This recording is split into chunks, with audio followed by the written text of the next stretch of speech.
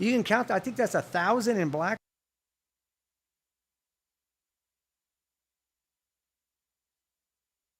now that I'm up, and that was one night. Yeah. And my initial buy-in, I think it was, I think I bought in for 300. So you have to minus. Well, I did. I already look at Aaron. He said, "Can you make that into a pillow for me so I can sleep on it?" Okay. So anyway, that was my profit. I don't mind saying this. The reason why I'm telling you this is because there's people that tell me I'm lying. You didn't make that money. I says, yes, I did. I says, you know what? I don't care. I don't care. Horse racing, same thing. You know what? That's why on my horse racing episodes, there's 4 of them. You can see those. That's my horse racing experience, 34 years of experience. And yeah, trial and error, trial and error. It's like I went to college for 9 years, and I played horses, and I sent my buddy Dave, which knows a lot about horses, but he doesn't want to go to the track and bet. But he sees my tickets, and on my episodes, my 4 episodes of horse, you can see if you want to go to those. You can see my tickets. I won those tickets, and the reason why I keep those tickets is because no, I'm not going to play that video on this. That's you talking about some trader I had. You can see it on my other episodes. So I'm doing it for this show that I'm telling you what I won because I'm practicing what I preach, when I play. So when I'm showing you this, you can make that money. You can. But it's up to you to walk away. You have to use money management, and I have my next segment is going to be on playing, but I'm going to hedge bet. I did do some type of hedge betting here, but I'm going to show you. I'm doing a right better right now. I'm going to go to the wrong better, and then I'm going to also. I think the next segment I'm going to do play, and I'm going to show you the come bet, which is the worst bet on this crap. It's the worst bet. Matter of fact, some of my videos, you can go on. Some of my videos, we're going to be hooking those up pretty soon to my website, and you can see all my videos. All my videos on the we went to what was it? One of the local studios for you can learn craps, blackjack, roulette, and Mia. Her name is Mia. She has a place here, and we shot all those videos. Me and Gypsy, we shot 15 videos there on roulette, blackjack, and craps. And so it'll show you, how to do those. Those are small segments. I'm actually doing it here, so I'm actually playing the game, and I'm actually throwing the dice. And what's really coming out is because I'm not going to be cheating, because I'm going to be showing you right now. I'm showing you as a right better, money management, and each person for each session, and how to beat that session. And now what you do once you make a profit, you can take another number, or you can press your one of your bets. Anyway, last night at Circa, I think by the time I don't know what went by, a half an hour, I was there like 8-9 hours. It doesn't bother me standing up because I was a mason. I was in masonry, and my job was standing up all day anyway, so I'm just used to it. But I was playing every number. I played all the numbers. I was so far ahead. I think I got up to 1,500. I was playing everything. It was pretty close to black. There were hundreds. So all the numbers. I think I was high as 50 here, and my 9 was I think 100. No, 90. Was it 90? 90. And these two here, I got as high as 120. So if you get 120 here, you get back 140. That's what you get back for the payout. And they were shoving me 1 black and 4 red. So, I mean, if I would have walked in there and start playing black immediately and betting 100 here, it's 5 times odds there, and 500 back. If I would have done that, which I won't do, because you remember, you see how 7 comes out or the most. So you don't want to get in the hole and then start winning, and then all of a sudden you won and you're actually still in the hole. So I probably would have won probably somewhere around 20 grand if I would have actually done that instead of playing my initial 30-30, 25 and either 30 back here or 25 back here. If I would have went black, I would have made 20 grand easy. It's not that hard to do. I was telling Cliff, matter of fact, I did tell Cliff on that episode. I think it was episode, it was the last one we did last week, or 2 weeks ago. There was a guy who came in, he had a marker, more than 20,000. So he bought it for 20 grand. And in probably 40 minutes, 45 minutes, he won $80,000 because he was playing purple, which are $500 chips. And he was putting $500 on all the hearts. So if when I play my $5 and I won $35, and you put $5, if you put $5 here, you win $3,500 for that bet. So that pays for all your $500 bets and probably a lot of your bets here. So the guy played and played, and he got up to 80 grand, and plus he still had his initial 20,000. He gets on the phone, he walks backwards, starts talking to somebody. I said, man, I look at that other dude that was over there. I said, man, I hope he ain't talking to his wife, because that money's gone.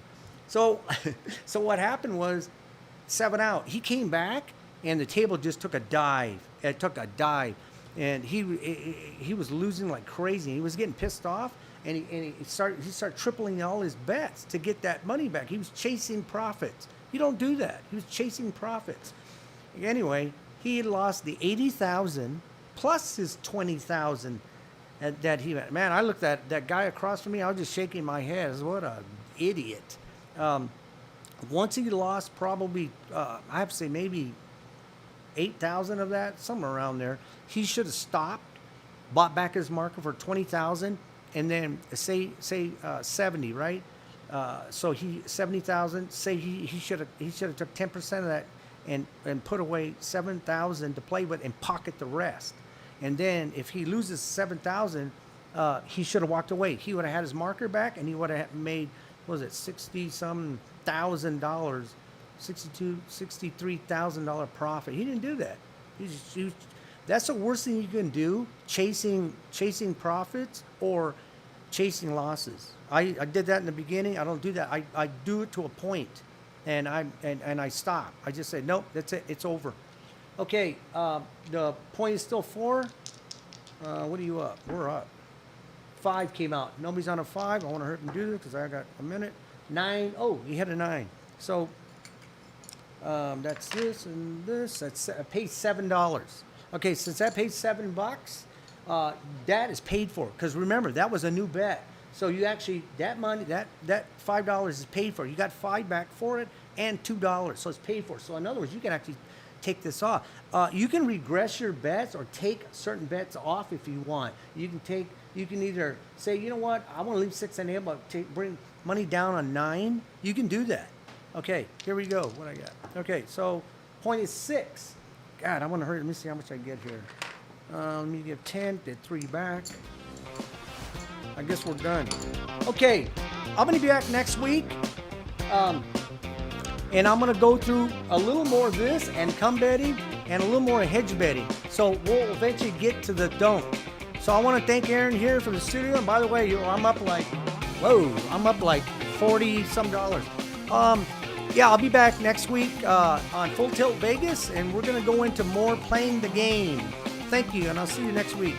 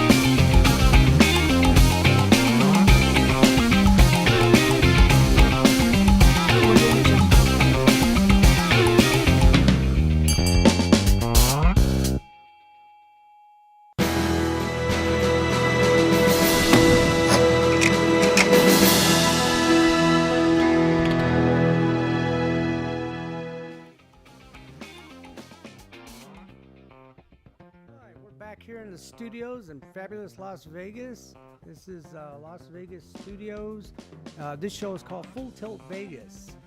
I have a very special guest. His name is Anthony Curtis, not the actor, but he has his Las Vegas Advisor, which he's going to tell you about that. And he has another magazine or other businesses, but he's a former card counter. I've seen his videos. He's been on the Travel Channel. He's been on Vegas Cheats. I've seen him for years, and he has a vast knowledge of Vegas, card counting. I'm really happy to have him on my show. Okay, Anthony. All right, great. You can say hello and introduce yourself. Yeah, well, you just did. You just introduced me, man. I mean, yeah, I publish books on gambling mathematics, and we publish a newsletter called Las Vegas Advisor, which we have for years and years, which is pretty much something that just tells you what's going on. And we handle everything. There's our website, LasVegasAdvisor.com. And it's not all gambling. It's how to get a cheap room in Vegas, how to find the best buffet prices, who's got the best shrimp cocktail deal, where's the promos. We do things like that. We've been doing it for decades. Yeah. I saw one of your interviews. You said when you came here, I think it was in 84 or 79. 70. Wow. For 79. You said Back when you were in kindergarten or something. Right now. I remember you saying when you got here, you want to, hey, where do I stay cheap? Where do I eat cheap? There's a few pieces of paper, newsletters, but there's no magazine. Yeah. Maybe I'll put that on the back burner, and I'll do that someday. That's exactly what happened. I was in California. I was in Huntington Beach, California, and I was going to go to school at UCLA, but I'd been studying gambling math and counting cards and all that for years and years. I came originally from Detroit, and I was studying and ready to go, and I turned 21, and I said, I don't need to go to college. I'm just going to come straight to Vegas, which wasn't so cool with my dad, because my dad was a university professor at the time. But I was looking around preparing for my move from Huntington Beach to Vegas. I couldn't find any information. There was just nothing. There were no newsletters. There were no magazines. There was nothing. So it was in the back of my mind. I always said at some point I might try to do this, and ended up doing it. Yeah. What is it, 84 or 87? Started in 84. Yeah, I came out here in 79, and I did the first issue of the LVA, as we call it, Las Vegas Advisor, in 1984. And I did that for about a year and a half, and then I kind of put it in mothballs for a while. Not quite mothballs. I kept it going a little bit with like a 1 or 2 page sort of information sheet. But at that time, I was playing professionally with some of the big card counting teams out here. So I did that until we got too well known, and I was not able to play anymore, or not allowed. And I went back to doing it full time, and that's what I've been doing now for 30 years. Yeah, I remember when I came here, I says, man, we're because when I first came here, I think it was in '95, and I didn't come here with very much money. I had an old beat up '73 truck. And I think I had like $300 in my pocket. And I knew the people from the Stardust, because I used to go there all the time, and they used to comp me. So a friend of mine gave me a motor room on comp. He said, "Rich, you going to gamble?" I go, "Yeah." "You going to gamble tonight?" I go, "Yeah." "I'll give you a motor room for 2 days." So I got a motor room. And then... those places in the back, right? Right, it was in the back. Yeah. Yeah, actually, they filmed some movies. We all went there in the beginning. We were all there, believe me. Yeah, they filmed, what was that? I can't remember that, Vegas. There was a movie they filmed back there, and there was some pretty good stars back there. But I end up saying, man, how am I going to find where to eat cheap and all this? I said, oh, wait a minute, remember that guy? What was that guy's name? He had that advisor or something. Yeah. And I said, let me look at that. But there's a lot of information, the rooms, the food, what's going on in town, what's coming up. What casinos are opening? Well, it seemed to, when I did it seemed to resonate. Everybody thought I was crazy when I started it. They're like, who cares? I go, I don't know. A lot of people come out here and they want to hear, they want to learn things. So we were very careful. By we, I mean myself and whoever I was working with at the time. We were just very careful to make sure that we covered a lot of different things, and we tried to be very non-biased, and we tried not to do the things that everybody advertised. We tried to find things ourselves, and we did, because we were living here. And we were living off the land, We literally were living off the land, because playing coupons all around to survive, that sort of thing. and we found the deals. And when we found the deals, we wrote about the deals, and it rang a bell with people, and they've been buying it for years. Oh, to me, I tell everybody, we go to parties. I just still do parties in California. But I tell everybody, they go, hey, we're going to be going to Vegas. Where do we stay? Where do we eat? They're always asking me that. I say, go on the internet and go look at Anthony Curtis, Las Vegas Advisor. Look at that, and I'll tell you everything you need to know, rooms, food, wherever. Trust me, just go to, I plug you all the time. See, I like guys like you. That's why I'm on your show.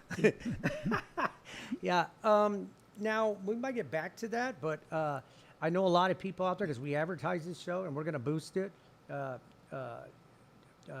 They're gonna want to ask me to ask you this, so I gotta ask. How, when you first started card counting, how did it go? Was it rough? Was it a smooth transition, or was it a learning experience? It wasn't anything but smooth, and I would say it was pretty rough. I mean, the way it started is, I got a single book about it, and Beat the Dealer? no, the first book I got was a book by a guy named Charles Einstein. I think it was called Win at Blackjack or something, but the guy's name was Einstein, not the Einstein, but that was his name. And it was a pretty good count. It was a decent count. There were some problems I later found out, but I read that book, and I then started reading everything. And Einstein's book was pretty good, but I found out there were better books like Stanford Wong. That was one of the big names. So I read Wong's books, then Ken Houston, then Peter Griffin. Then, I slowly began to find out who I was supposed to be reading about. And I'm doing all this stuff before I turned 21.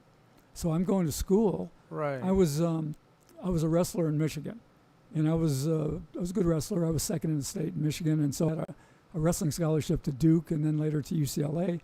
And while I was going to school there, I wasn't 21, but I was going to my classes, but I was reading all these books about gambling, right?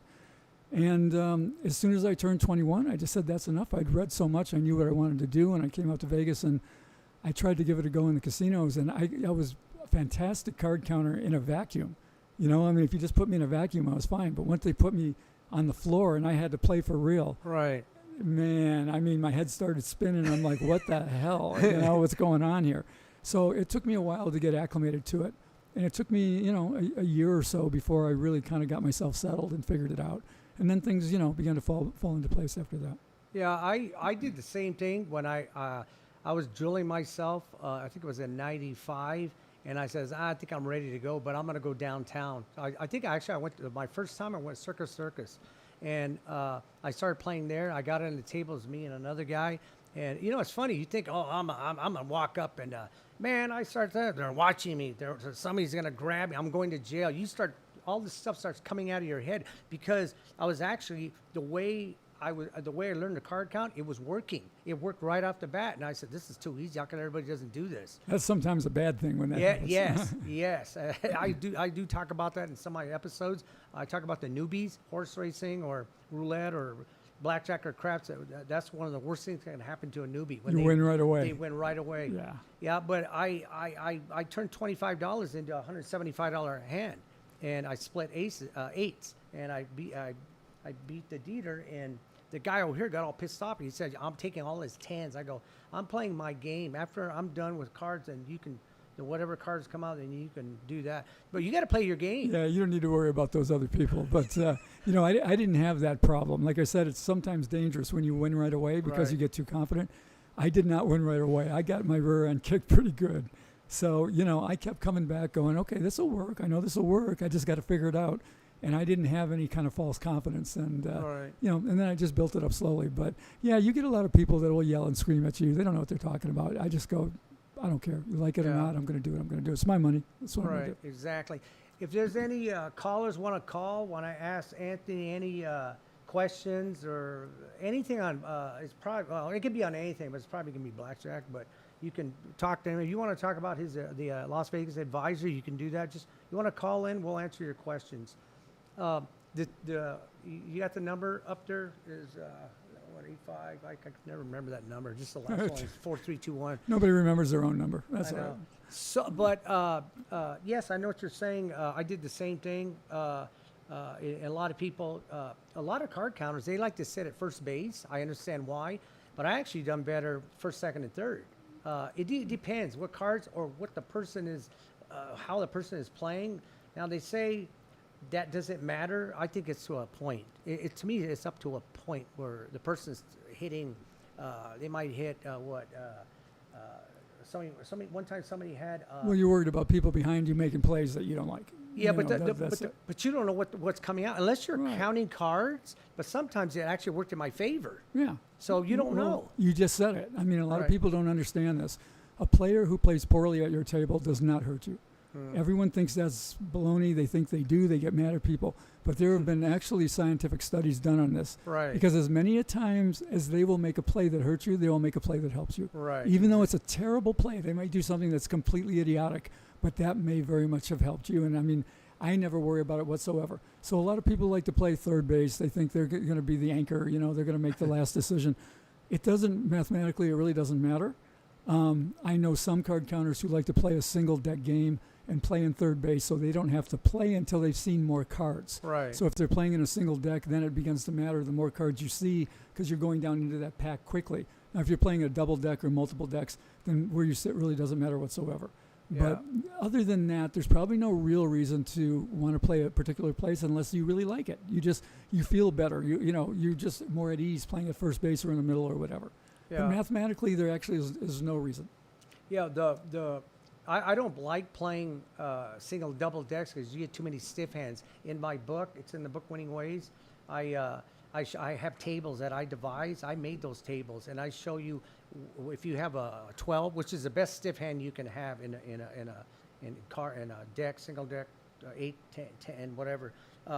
But then it goes to 16. And I give you the ratios that your ratios are taking another card, and I show you all those tables. So you can actually memorize those. I have 8 blackjack memorized, a single, double deck, 8 decks, 6 decks. I have the ratio of 12 memorized because I know those to me are important when you run into it because I've doubled down on 12 a lot in one. Well, that's more than I do. I didn't memorize that much, but most card counting systems will give you a set of index numbers. Right. They'll tell you how to count what the cards should be assigned, what their values are. These the two things they do. They tell you what the cards are worth as they come out, and then they'll tell you as your count goes. They'll tell you when you deviate from basic strategy. So what people really need to understand, if they want to learn to count cards, they've got to learn basic strategy first. Right. Because all of the moves you use card counting for two things. One is to size your bet. So when you have an edge, you bet more, right? When the deck is in your favor based on the count, you bet more. But you will also vary your play based on the count. And I learned those tables. Sounds like you've taken it another step. I was pretty confident playing it that way. It's always worked pretty well. Yeah, because one time my daughter and her husband and my son was there. My son knew a lot what I was doing. My daughter did here and there, but she likes it. The only thing she plays is craps. But blackjack she's very new at that time, and I was counting the cards. I was standing behind him counting, and I go, wow, the count is high. And I told her, I says, no, I'm like, nah, I wouldn't take that hit. But I was telling her, and the dealer's saying, you want to hit it? She goes, no. The next time, I think my daughter got, I don't know what it was, but I told her, I said, wow, you know what, that looks good, man. If I was playing this game, because sometimes I act like I'm a dummy there, because if you act too smart, they're going to go, this guy's a card counter. Well, that's a big part of it. Right. I mean, the people who play, men and women who play professionally, there's two parts to it. It's art and science. And the science is learning how to do it. So you can it's kind of like when I started. I knew the science real well. I mean, I understood it. I could count a deck down real fast. I knew when to make the deviations and the changes. But when I got into the casino, then the art took over. I had to be able to do it that way. Right. And then you have to be able to get away with it. Right. So it's art and science. The science is doing it. The art is getting away with it. Yeah, in one deck, I got to 23 seconds. I could count one deck. That's good. That's all you need, man. If you can do under 30 seconds, that's all you need to be able to do. I actually play, and I told this on episode 12 with Cliff. He'll be on next week. I actually play better when I'm drinking. Really? I know people say You sure? Oh yeah, and then it actually sometimes, a lot of times, it worked towards my favor because when I get, say, I get a stiff hand and the count is low, I already know I'm probably no 10's gonna come out more likely. So there I am, drinking. Going, oh man, last time I played that stupid hand, I kept busting. Or I reverse it. I said, man, every time I don't take it, I could have won. Let me have a hit. And I'm drinking and then boom. And I'm not playing $5. I might have $50, $100, $200. I'm not, and then I'm winning. I'm going, oh shit, I need another one. but I do play better. I hate to say this, people. I'm not telling you to drink, but I've been doing this for 35 years. So I just got used to it. All I know is that I think I do a lot of things better when I'm drinking. I don't know if I do or not. So I'd be a little careful with that. But yeah, I see what you're saying. I'll tell you this. When I played on some of the big card counting teams in the 80s and 90s, and we would usually have somebody playing the big money. Right. He's called the big player. Right. Or the BP, big player. And I often did that because I could drink a little better than the others. So I would drink while I was playing. Now, I wasn't making the decisions. I was getting signals from the guys I was playing with. So all I had to do was be able to read the signals and play the hands correctly based on the signals. And then drinking was a part of our gig. It's like they're looking at me going, look at this goof, I mean, this guy's just pounding beers over here. He can't be doing anything. Right. So there is a place for it. Right. But I don't know, there's a line somewhere there, Yeah. I've seen a lot of the documentaries on the MIT teams. I've seen documentaries on, I can't remember that guy. That guy was really good. Sam Houston. I saw the Hollywood version of 21, and a lot of that stuff. A lot of BS in that movie. Oh man, I go, man, I'm in the theater watching this. That's bullshit. That didn't happen. Well, the interesting thing is that was about the MIT team that was playing when my group was playing. And it wasn't my group. I was the youngest guy in the group. So, I mean, it wasn't like I ran the team or anything. I was lucky to be on it. But we knew all those guys that were in the movie. And like the Kevin Spacey character, who's such a jerk, right? I mean, the real guy's name is John Chang. And John's one of the nicest guys you ever met in your life. And he's the exact polar opposite of what Kevin Spacey portrayed in that movie. And we knew all of them, and that movie was full of crap. I mean, there was just a lot of dumb things in that movie. That's Hollywood. Well, I was in in the '80s. I was in a couple of movies and commercials. The one I was in, the one they saw my hand and the back of it was Team Bonsai. It was Buckaroo Banzai with Peter Weller. His next movie was RoboCop. Oh yeah, sure. Yeah. So, but. I know Hollywood, they blow stuff up because if you tell the real story, you might as well do a documentary. Oh, yeah. If you're showing a movie, you got to have some type of suspense or something that's wasn't there and glamorize it. Yeah, well, I don't know if you saw this or knew this, but maybe about 5 or 6 years ago, I was on Bar Rescue. You know the TV show Bar Rescue? No, I didn't know you were on that one. Yeah, I was on Bar Rescue. That's the John Taffer, vehicle, and it was the Sand Dollar Lounge here in Las Vegas. And the reason they asked me on, I was one of the experts, not because of drinking or knowing about bars, but because it was about them trying to fix their video poker machines to make more money, change their schedules and things like that. So I was on this show and got to see what it was all about. And like you say, they build everything up, and it was just so much garbage and make-believe that was on this whole thing. And they gave me a script. Like the night before the show, they asked me to come in and explain, some of the rudiments of how a video poker machine works and some of the math of video poker. So I explained it, and all these writers were writing furiously. The next day, they handed me a script, and they go, here's what we want you to say, and they got everything wrong. And I said, I'm not saying this. And so they went to Taffer, and they said, he said he's not going to do the script. And Taffer said, if you don't want to say it, you don't have to say it. He goes, he can say what he wants. So I give Taffer credit for that. Yeah. But it's all about the drama. It's not really about the correctness of things when you start talking about movies and television. Yeah, you actually, if they use it, whatever they were writing down, whatever you're saying, you actually should have got a credit for that. But I have a friend, Patrick. He was on I don't remember if you remember, it was in 90, I think it was in 93 to 8 or something. Anyway, the Vegas show. I have a friend there. He was a technical advisor for blackjack and craps. So that was pretty good. But The Vegas series. yeah, The series. with James Caan. Oh yeah, yeah. He's a buddy of mine, and when I saw him, we were doing these these games at Christmas time. That's when he usually just shows up at Christmas time, and I saw him coming towards me, and I said, "God, that guy looks familiar. That looks like that guy that's on that Vegas." Because I saw that show, I saw that reruns like probably 6 times. I Yeah. love the Vegas shit, and it kept true to the story. That's why it stayed on for so long. But I came up, I said, "Hey, can I ask you a question?" He goes, "You know what you look like? You look like that guy from the show Vegas." And he looked at me and he kind of smiled. I go, "You're him, huh?" He goes, "Yeah." I said, "What happened? You lost like 30 pounds." He goes, "Yeah."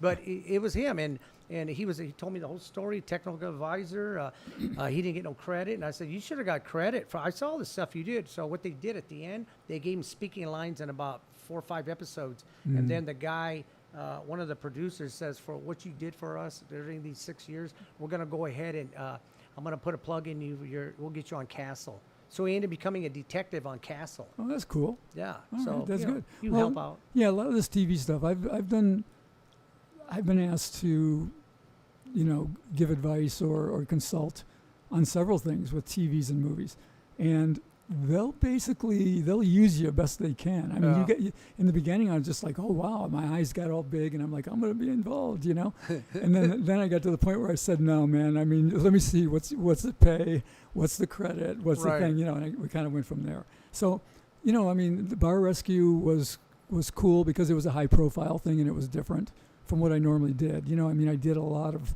Travel Channel, I did Discovery, I did the Learning Channel, I did a lot of these things, card counting demonstrations, talking about the math, that sort of thing. So Bar Rescue was a lot lighter. It was fun. It was a cool thing to do. Although it took all week, And I mean, like I Oh, yeah. run a publishing business, and I had to take a week off, almost to go do this thing because they shoot over and over and over and over and over again, and I was like, ugh. Yeah. But it was nice to do one time. Yeah, that's when I first got involved with the movies. As an extra, I was an extra in a lot of them. Then I got a small principal parts in some of them, but I remember I got used to it, and I actually went to school for acting, and they tell you right there, proper etiquette on the set. If you're in the waiting room with the casting director, you stay in that room. Don't talk to the actors. Don't talk to the producer. You're an extra. Your background. That's what you do. And you can make a career out of it, but it's up to you. But that's proper etiquette. So I always remembered that. Yeah, they're all kind of proud of themselves too.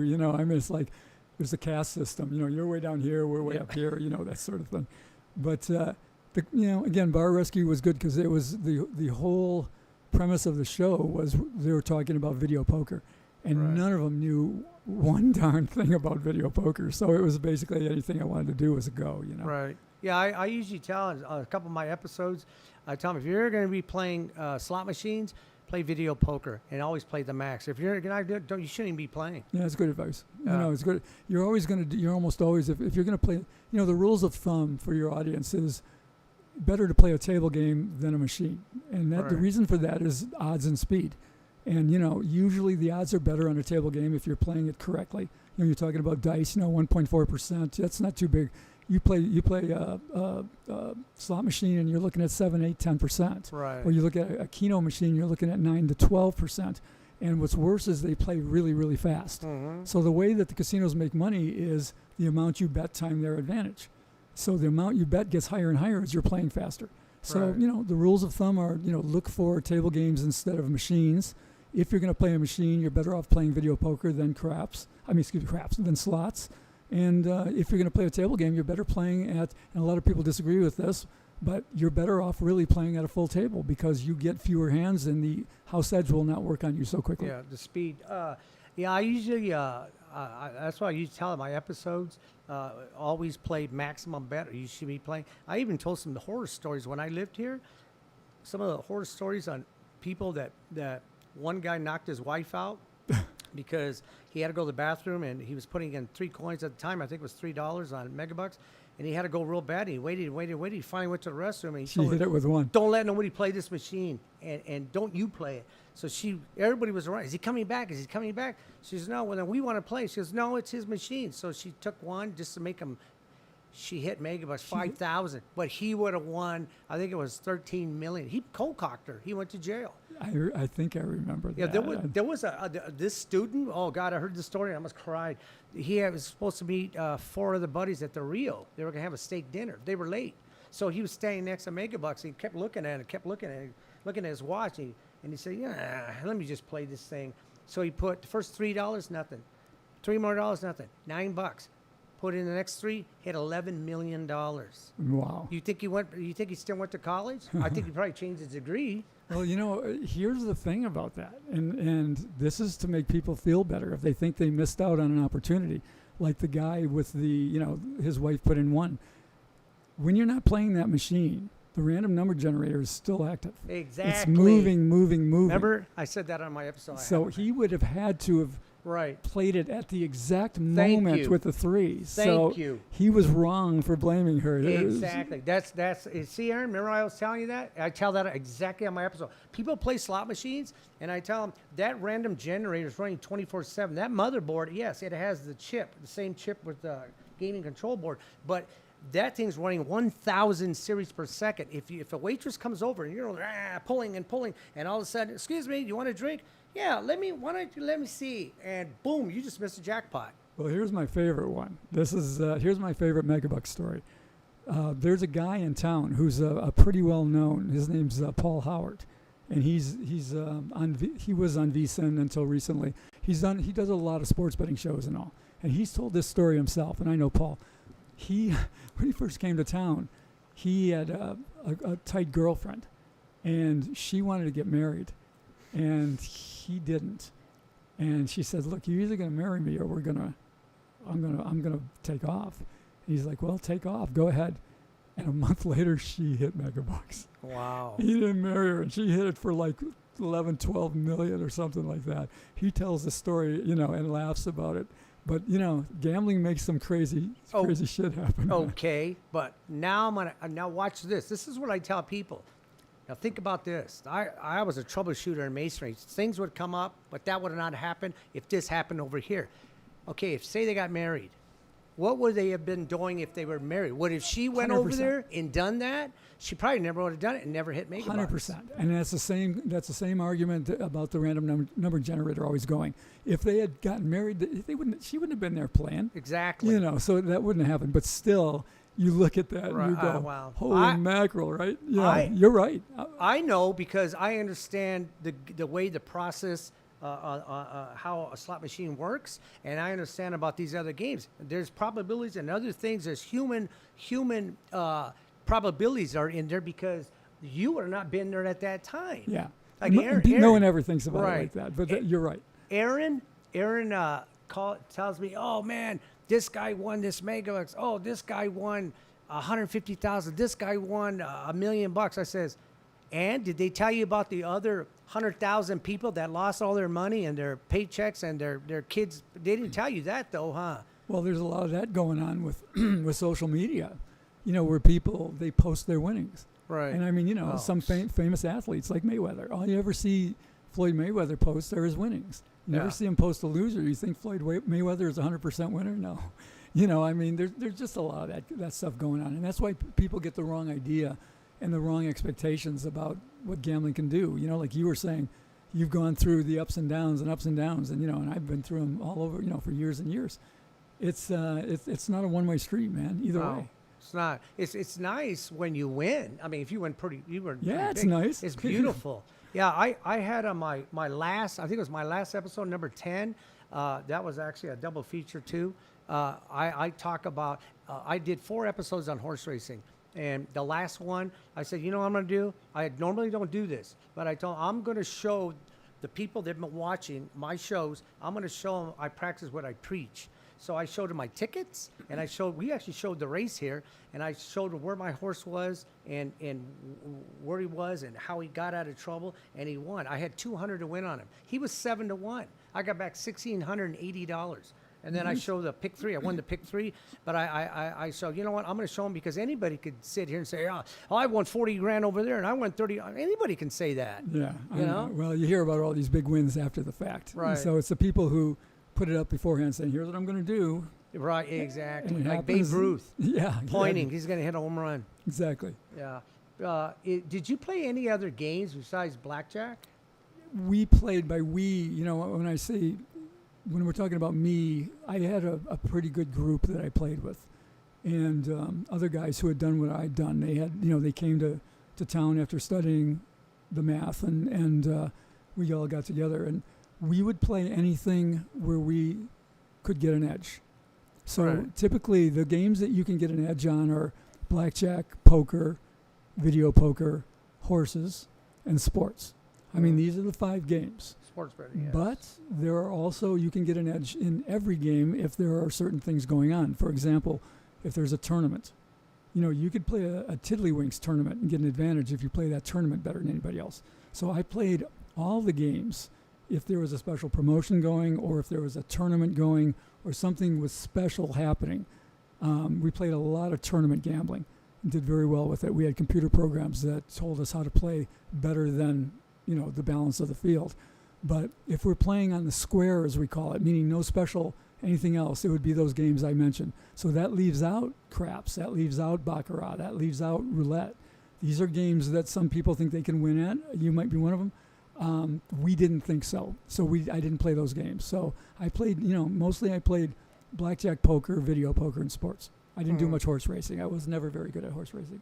Yeah, I was lucky. I met Gary. I don't say his last time, but Gary, and he was playing horses since he was 12. Plus the other 7 guys sitting. I was like a sponge soaking in all this knowledge. I was very lucky. Like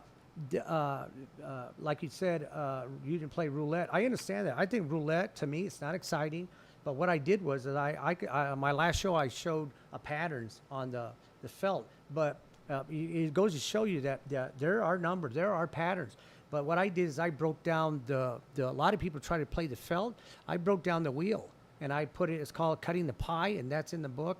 It tells you sections of the pie, the 0 across the double 0. You have the 5 and across the 6, and I show you cutting the pie to put the ratios in your favor when you're playing. Yeah, you're gonna spend $30, but you're probably gonna win $6. But the ratios are in your favor to win. It's 30 for you and 8 for the casino.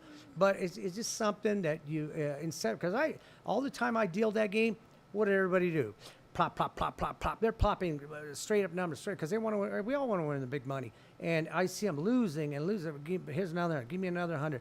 And I'm going, God, if these guys, I'm looking up at the tote board. I'm saying, yes, yes, yes, yes, yes. If they would have played, they would have won all this money. But it's not a guarantee. But you do what I'm doing is I'm using math. I'm using the math. I'm putting the percentages in my favor. Is what I'm doing, and the ratios. So that's the only time I'll play roulette, and well, of course, blackjack, card counting, but. And then craps. I made a lot of money on craps. My record is $300 buy-in. I won $9,600 with $300. But I understand the game, and you have to press pull, use money manager and hedge betting. But yeah, I understand what you're saying. You need to do your homework. We were, to put it mildly, we were a bunch of nerds. We were just total nerds, and we didn't go too far outside of the lines. And we just looked at the lines and said, okay. This doesn't add up to a winning game for us, so we never really got into it and explored it. I know there are a lot of ways to win at different games. My biggest win at craps in one day was $125,000. Wow, that's good. But the reason I did that was because I was playing a tournament in Atlantic City. Oh. So first place in that tournament was $125,000. So, I've played these games and I've had, success at these games, but only in the areas that I'm confident that I know what I'm doing. So, to get on a table and start throwing money around on a crap table, I wouldn't do it, but I would do it in a tournament, as I have many times.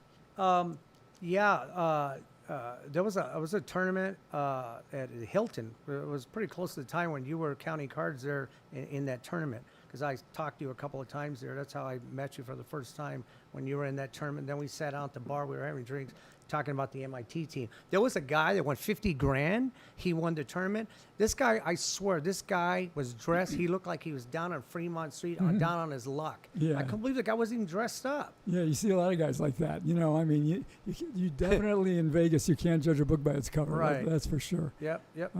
It's like my buddy Gary. The guy was worth, well, I guess I'm not going to say, but I could say it was millions. And you would never think it. If you looked at this guy, he wore some nice sneakers. He had nice slacks, and a shirt like yours. And then a couple other guys at the races that I was actually the simulcast in San Bernardino. You wouldn't believe all the millionaires that used to go there. And I got introduced to him. And I told Gary, who's that guy? Because he came up, talked to Gary. And I said, who's that guy? He goes, Richard, that guy's worth $12 million. I go, that guy? It was a trip. Yeah. Yeah, you don't know. What I'm going to do here right now, I'm going to go ahead. We're going to do we're going to do the commercial here. Anthony, this is his Las Vegas advisor. This is your... Yeah, this is our newsletter. You know, we do a newsletter called Las Vegas Advisor. That's the current issue, which is the July issue, and we put it out once a month, and everything we know, and it comes with the other book you're holding, which is our member rewards book, and that is a bunch of coupons for Vegas. It's the best coupon book really for Vegas, and that's what we've been doing for years and years. We've sold hundreds of thousands of them. You know, people buy it when they come to Vegas. They use the coupons. 2 for 1 on meals and shows. I would say buffets, but there's no more buffets in Vegas, at least not many right now. Right. I'm going to say you need to get this. You want to subscribe to it. This is the best thing right now to me because I looked all over. This is the best information you're going to get. If anybody wants to come to Las Vegas, you can look on the computer. I think it's called LasVegasAdvisor.com. LasVegasAdvisor.com. I look at that a lot, see what's going on in Vegas. But you can get these and you save you a lot of money. But it's the information. People, you need the information. So I would look into this and probably if you want, you could subscribe and the newsletter comes out once a week. Well, we at LasVegasAdvisor.com it's every day. You know, like I appreciate you talking about this. This is what people buy from us. This is our top product. But on the website, I mean, we have all kinds of information that's free. I've seen I mean, every day we have the Vegas news, everything that's going on, we put it up. Right. And I mean, we have a question of the day. We have done a question of the day every single day for like 14, 15 years. And we've done thousands upon thousands of them. And we spend a lot of time and money and research assets on that, finding out, you know, the question might be, you know, when was the last time Sinatra played Vegas? Or it might be what happened to the Stardust, or it might be, you know, a technical gambling question. And we do one every day. So I just say, you know, people should come to LasVegasAdvisor.com, get the free information. If you're interested in what we do that you can buy, then you do it. If you want to. If you don't, you don't. Yeah. No, I like I said, sometimes I'm sitting there at home on my computer, time I go, I want to see what's going on in Vegas. So I always go to your site and I'm looking, and sometimes I'm there for 2-3 hours. And man, my eyes, I got to get off this thing. But it's a lot of information. I would say people, you need to look at this because this is where you want to come to Vegas. You want to learn anything about what's going on, buffets, cheap hotels. You got to look at this. Well, it's interesting that you say that because I look at web statistics for our competitors, you know, for other gambling places and all. And there are some that they might get a little bit more traffic than us. Not always, you know, maybe close to us, maybe a little more, maybe a little less, whatever. But usually the time spent on site there is 2 to 3 minutes. And our average time for every person that comes is 21 minutes. Spend a lot of time there because there's a lot to see. Yeah, there's a lot to read. Yeah, sometimes I used to come here and get City Life. Yeah, City Life. City Life, and there's another one called, what is it, Insider Vegas or something like that? There's a few of them. I mean, there was City Life. There was, there was one called 7 Magazine for a while. Yes, you know, there were a few yes. of these different ones, yeah. Yeah, but I like this one, not because I have Anthony on it, but I've been looking at this thing for years, and I didn't know it was that old. I didn't know that. It says here. Me too, right?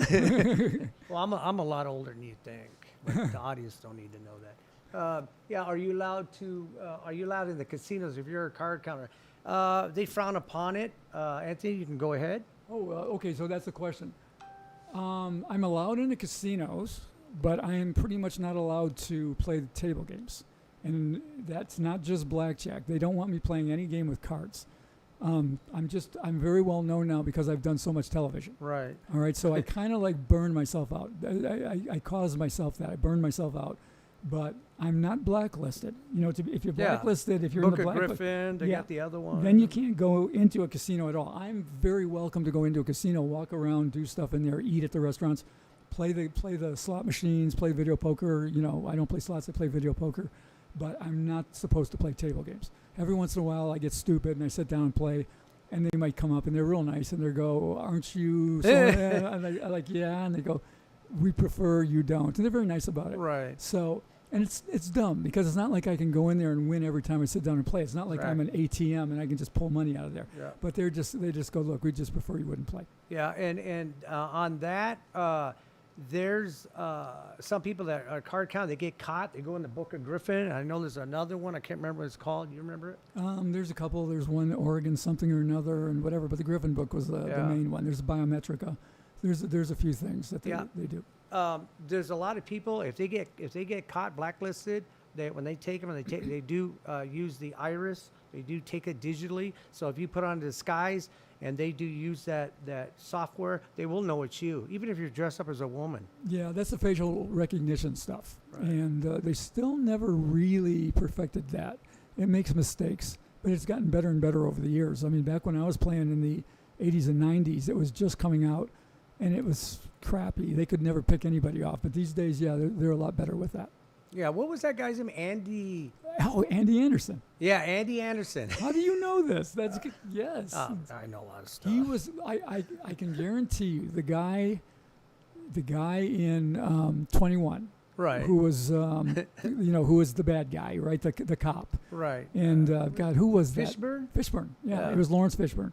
He was. I could just about guarantee you he was patterned after Andy Anderson. And that's funny because Fishburne's a black guy, and Andy was about as white gets. Right. But I guarantee you that Andy Anderson and Fishburne's character was patterned after Anderson. Yeah. That's pretty good. You come up with that name. That's Yeah. pretty good. Well, man. there was well, she's the one that owned the Book of Griffin, the woman, but yeah, he said I used to go after these kids. These kids we're playing a cat and mouse game. They do what they're doing. I'm going to do what I do. It's nothing personal, but this is my job. Yeah, So well, that was interesting. One time he used to show up and bust our gigs, right? He'd show up and bust our gigs. We'd find something, and then Andy would show up. And I remember once the Sahara was dealing baccarat with no commission. Oh. All right, so if they deal a baccarat game and they don't take their 5% on winnings, then you've got about a 1.25% edge. So our whole team was sitting there playing for the table max, and we were doing great, and they thought we were just a bunch of crazy high rollers, and they were comping us and all of that. All of a sudden, somebody said, these guys are winning too much. What's going on? So they called Griffin, and Anderson walks up, and he looks, and he sees me, and he sees all of us, and he just shakes his head, and he goes, and I go, there's Andy, we got to go. And nobody said anything. Andy laughed, and I said, we got to go. Wow. What year was that? That would have been back in end of the 80s or early 90s. Yeah, because I don't think must have been was it this casino here or It was Indian the Sahara. casino? Really? Yeah, it was the because Sahara. they have a game now called the Dragon. Mhm. It's in a casino, Indian casino, and they do the same thing. But I think the guy who has a patent on Dragon, he's paying the 5%. It's different. No, what they do there is there's a difference in the way they rank the hands. All right, so it doesn't. There's like a push where a push would not normally be, something along those lines, and it swings the edge back. But with standard baccarat rules on the banker bet, there's no commission on the player bet because that Right. edge is built in. Mm-hmm. But there's a symmetry there, and on the banker bet, it's positive where the player game is negative, so you've got to pay that commission. So if they pull the commission out, then you have an edge. And they thought they had a real cool. They were like, it's probably not important. It was important. Yeah, So, because they don't look at the percentages. Any game you have to tear them down and look at what are the percentages and the ratios of the game. And if you can put that in your favor, you have a better chance. But there are good and bad bets. That's why you have to play the bet that's going to favor you. well, that's what it's all about. That's what we did. I Yeah. mean, when we, like I said, we were a bunch of nerds, and we came out and we all had our calculators and our propellers heads on. We had our propeller heads, whatever they call Right. things. And Beanie? Was yeah, it beanie? right. And we would work these things out and make a determination: do we have an edge or do we not? What is that? Is that for Anthony? I know Frankie Citro. Yeah, I know. It says Frankie Citro is blacklisted around the world. I know Frankie. Frankie's blacklisted not for being a gambler. Frankie's blacklisted for some other things. But being a bit connected.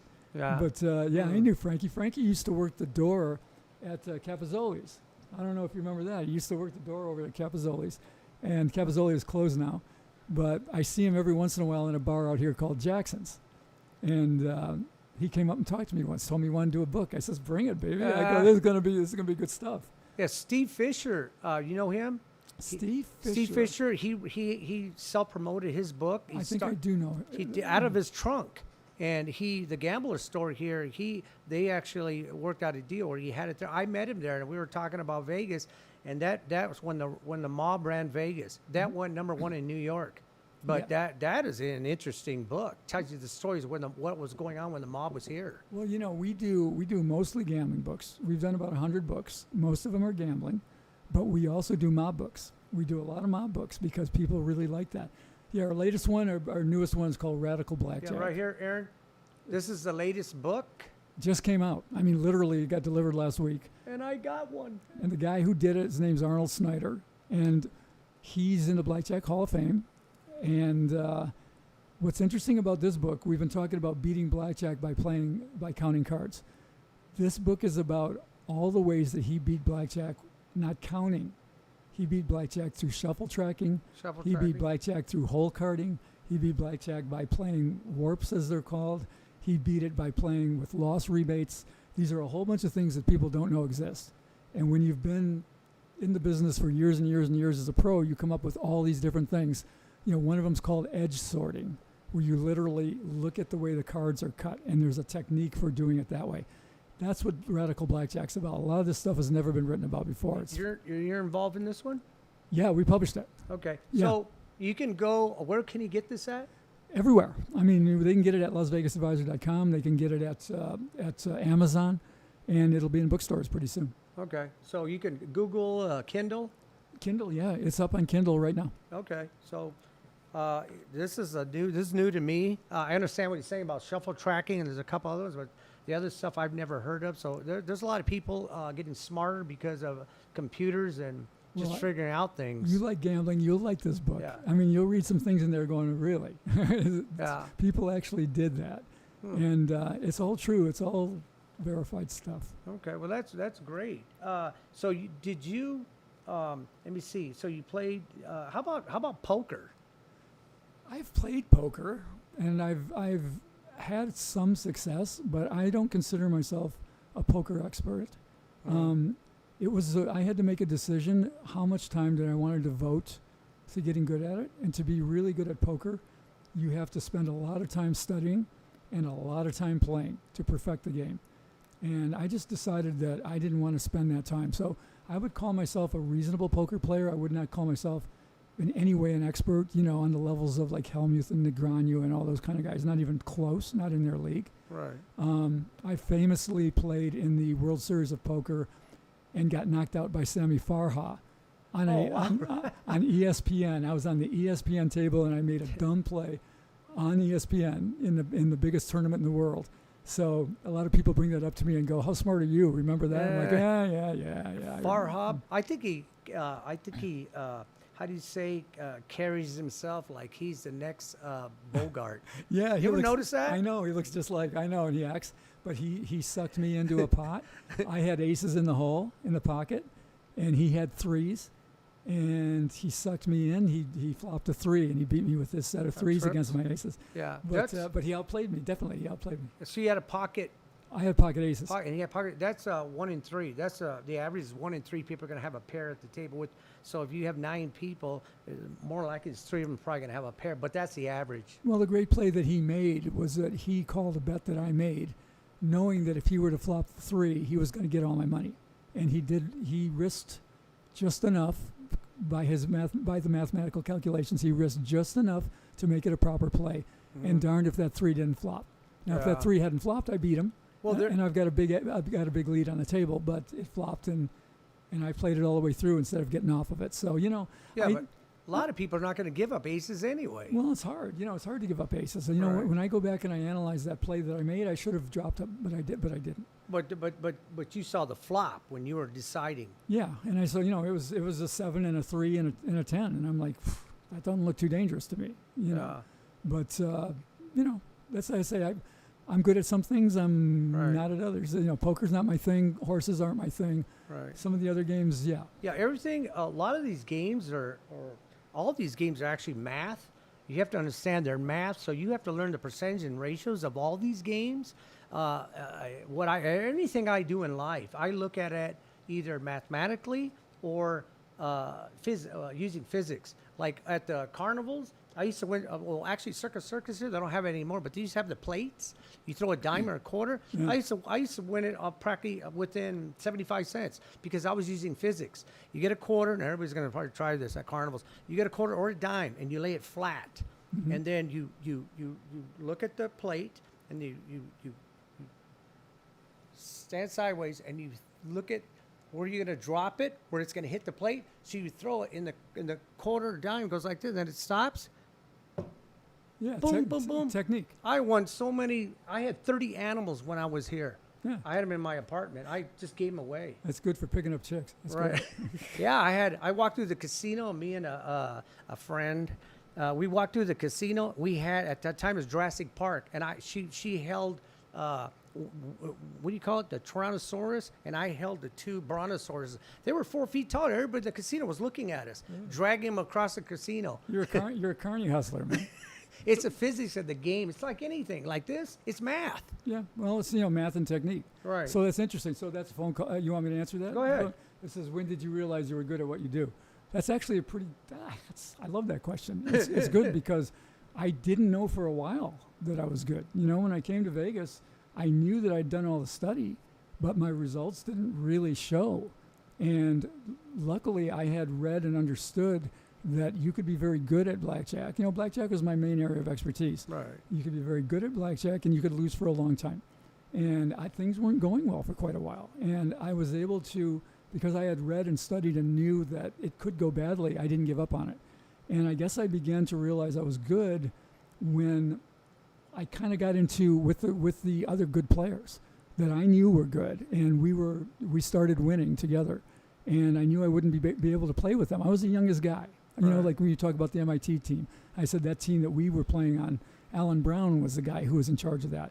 And Alan asked me to be on his team. And the fact that he and those guys who were very successful watched me play and wanted me, that's when I realized I was pretty good. Yeah. And then the results began to bear out. Yeah. Also being on a team, you don't have to worry too much about losses because the team itself, they could be winning, you could be losing, or it could be in the middle. That's why you do it. That's one of the reasons that you play on teams. One is that it evens out the fluctuations. Right. So if you get 3 guys lose and 4 guys win, you're still going to make a little bit of money. And sometimes 6 guys are going to win and 1 guy's going to lose. And rarely is only 1 guy going to win and 6 guys are going to lose, or girls. Some of the people on this team were women who were very good. Yeah. And so you get on a team for a couple of reasons. One is to put your money together, pool your money so you can Right. bet more. 2 is to even out those fluctuations. 3 is for the camaraderie and for Yeah. the discussion. And so, we would get together after playing and say, what did we do good and what did we do wrong? And did you see that? Is there an edge by playing this way? And we'd all get together, and certain guys were good computer guys. Certain guys were better with the numbers than others. And we would collectively, some were better just playing on the out in the field. They just knew how to pick things up. And you put all that stuff collectively on a team, and you come up with some pretty good plays. Yeah. I knew about the MIT team when I was here. God, I can't remember what year. That story, I have 3 stories that happened to me. There's one on blackjack, craps, and rule. Those are 2 stories what happened to me. But I was at the Riviera, and I was playing blackjack, and I was drinking. I was already hammered, but like I said, I could count. You're better. Yeah, I just it doesn't bother me. But sometimes I got to concentrate a little bit more. But I can see them. I wait till all the cards are out first, and then I go, because I do a three-step counting, and I already know what it is. Then I'm looking around like I'm not paying attention. So one time I was winning, and that story's in there. I kept winning. I was up 1,300, then I was up 1,500. I go, damn, I'm doing pretty good. So I was looking around because I was pretending I wasn't concerned, and I saw a guy standing there, one of the floor guys with the suit, looking at me. And then I go, that guy's looking at me. And then I look over, there's a guy over there. I go, Heat. oh shit, they probably think I'm on that MIT team. Well, And that's heat. Yeah, That's what we call heat. Yeah, I cashed out. I won 20. I can't remember. It was in the book. $2,200. I think I only bought in for $300, but I won it fast. Yeah. Yeah, but the count was good, and I was splitting, double down. Well, they don't like winners. No, I no. mean, any way you look at it, the casinos don't want winners. No. So if you're winning, they're going to take a hard look at you to see why you're winning. Yeah. And that's in the business that's known as drawing heat. Yeah. And people go, we got heat. We might, it might be time to leave. Yeah, I tell some people, I know a couple of guys that buy in for $3 to $5 grand. I tell them, don't do that. If you're on a crap table and you buy it for 3,000, you're a suspect of money laundering. Just don't do it. You don't need to do it. Just play as you go. So, but I mean, me and you, but we probably got. I mean, we've got tons of stories. Blackjack, I got tons of blackjack, craps, roulette, poker, horse racing. Oh God, that's a headache in itself. The stories I got in horse racing. Well, horse racing I never liked because you start at 22%. You know, I mean, the takeout is usually around 22%, 18 to 22. Hard to beat, man. Yeah, I mean, it can be beaten, but it's difficult to beat. Yeah, the for every dollar you bet, the track keeps 19 cents. So you're looking at a lot of them are $2 bets. So when I play horses, when I see horses going around, people just see horses. Oh, look at my number's number 3. I see all kinds of stuff that people don't see. I'm looking at where they're at, what position they're in, the distance, the breeding, what the jockey's doing. Is he rating him? Is he getting him to try to go? It's amazing. People who can, you know, like I said, 18 to 22. You quote 19. You know, anything like that. That is a gigantic mountain to overcome. Right. So those who are able to overcome that, they're extremely expert at what they're doing in terms of handicapping, understanding the numbers, understanding how they all come together, reading the form, you know, staying up on it. Yeah. And I have utmost respect for those kind of people. There's just not a skill I have. Yeah, well, it's like I said, like for 9 years, like I went to college. I that's all I did for 9 years. Every day I was at that track, and Gary asked me one day, "Rich, are you going to work?" Because he said a lot of guys that he knew did that, lost their marriages, their homes, lost their jobs, became alcoholics because of horse racing. Yeah, well, there's, you know, some good movies about it. I don't know, you've seen California Split or some of those things. Yeah. Yeah, it's just I was fortunate that I met Gary and the other guys, but Gary was the main guy. So like I've actually done really good in the past. Cheapers. What is it, a month, Aaron? Hey, I sent him the pictures. He's going. I'm actually Saratoga's my favorite, and Del Mar is my number one. But I kicked the ass of Saratoga last night in one race. Last year's Saratoga, I won $5,700 in one race. Nice. Yeah. Well, I like Del Mar, but not to bet it. I like to go there. It's so beautiful. Are you gonna mention it? So much fun. That track, if you ever want to bet Del Mar, don't bet front runners. Okay. Always bet for, of course, come from behind. And in my segments, my 4 segments, I talk about the track, the way the track is, and when do you know it's closing, because you got to look up and look at the splits. So, but everything, I explain everything in those 4 episodes. What do we got, Aaron? Okay, we're going to be leaving here, Vegas Studios. This is Full Tilt Vegas, and I want to thank Anthony Curtis for coming on my show. This guy, I've known him for quite some time, but we don't know each other, but we met. But get this, you need to go and get these. Anthony, you want to say goodbye? Yeah, just anybody who liked what they heard, come to LasVegasAdvisor.com. You know, just get some more of it.